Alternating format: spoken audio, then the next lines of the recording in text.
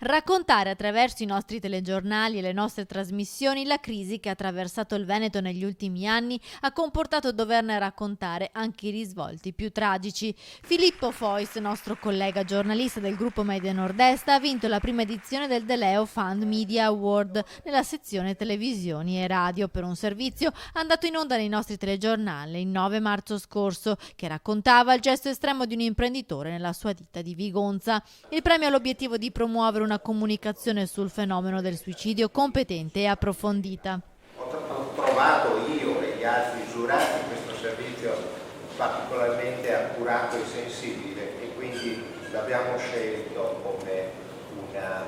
possibile fonte di imitazione per i suoi colleghi. La De Leo Fund Onlus si occupa di prevenzione del suicidio e lutto traumatico, offrendo il supporto gratuito di medici, psicologi e volontari in un campo in cui riveste enorme importanza anche la comunicazione dei media. Il premio giornalistico è un'iniziativa, d'accordo con l'Ordine Nazionale dei Giornalisti, per cercare di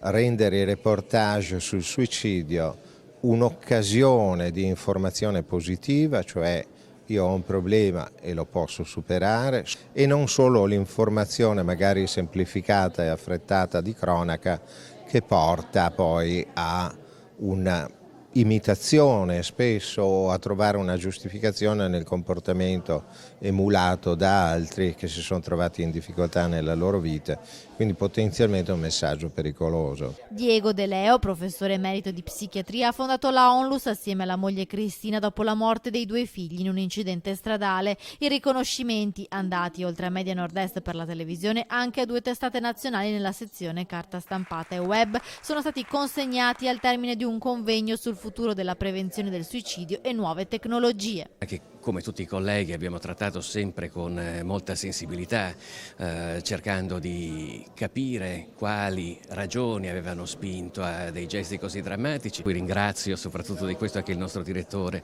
e i nostri editori che da questo punto di vista ci hanno sempre spronato ad avere molta sensibilità su questo argomento.